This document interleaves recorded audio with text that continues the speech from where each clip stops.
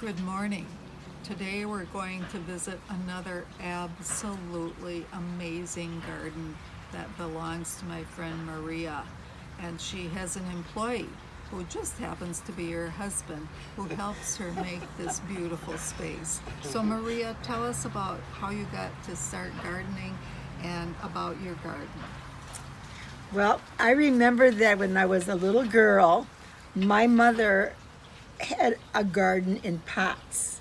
And I think that's where my passion started. And I just started buying plants, and by mistakes, I learned. And so I started to learn about color combinations and about height and, what goes together, what doesn't like to be together.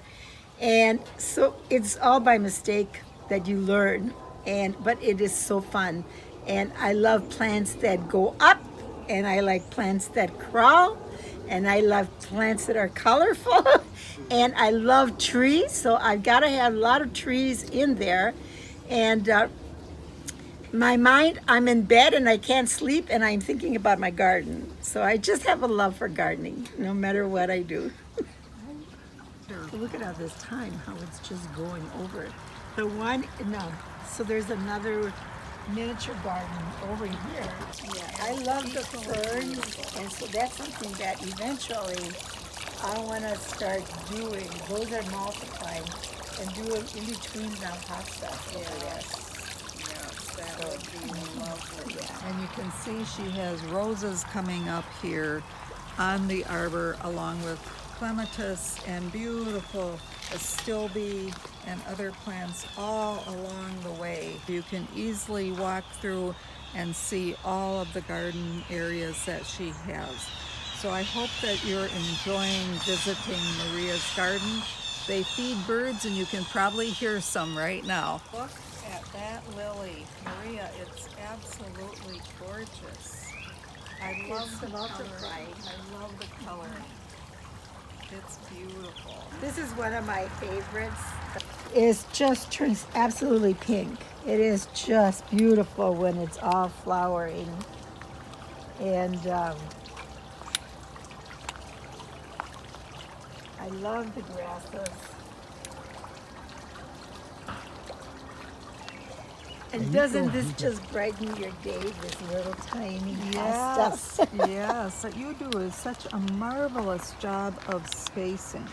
Oh, thank you. I try not to overly crowd them. Yes. Not only because of I don't like it, but the other thing too is it gets expensive, trying to fill in everything. Those are beautiful. They're also like a kind of this lilies right here are kind of, I'm trying to remember, I think that they are white, and they're just beautiful also. And unfortunately the delphiniums. That lily over there is equally beautiful. Wow.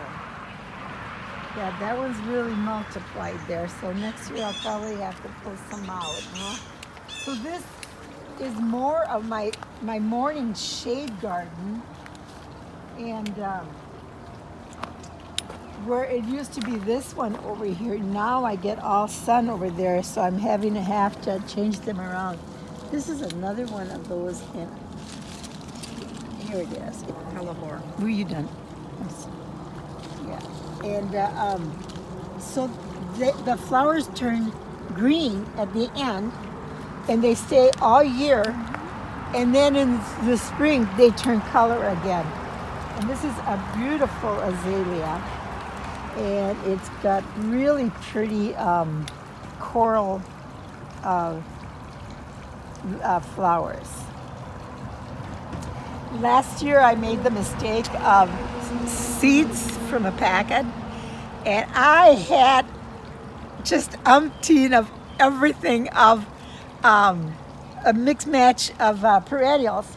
This is one of the leftovers. It took me a while to clean out a lot of this ones here of the Rudbeckia. Yeah, the Rudbeckia really multiplies. I had a hope that this one was going to flower for you, but it did not. But I love the color.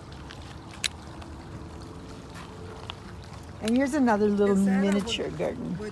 It's not a Wajulia. What is it? That's an Astilbe, right? ASTILBE. Oh, ASTILBE, yes. gorgeous. Yep. I think you brought in a lot of dirt, which helps with your growth of your plants. Yes, we did. But it was very difficult the first 2 years. Be prepared if you're bringing in a lot of dirt. It's the garden mix. The plants really fight it. They did not like it. And I don't know if it's too acidy because of all the wood chips in there or what it is. But this is the first year that they're actually really doing well. See that it's filled in again with miniatures. And you can see how they just loved it right here.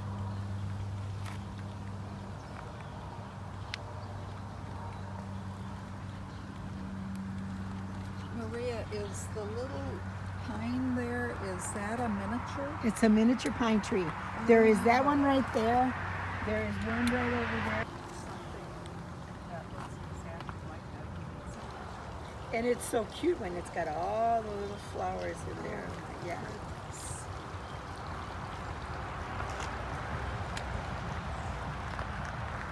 And the nice thing is, the little chickweed hands, they just keep multiplying. You just plant one and they just go.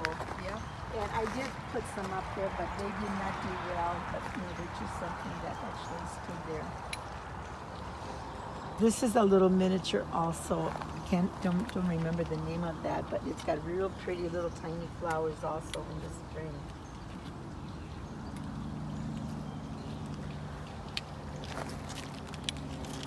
That plant is also beautiful. Isn't that awesome? And it'll turn red. It will eventually turn red. I don't know. There's another one on the other side. I don't know if the other one has turned. Looks beautiful though. Well, it was wonderful. It's been wonderful eating from it. You will see a large variety of hosta. And she just mentioned she was going to start adding Japanese ferns in between the hosta back here. So enjoy this little strip right here.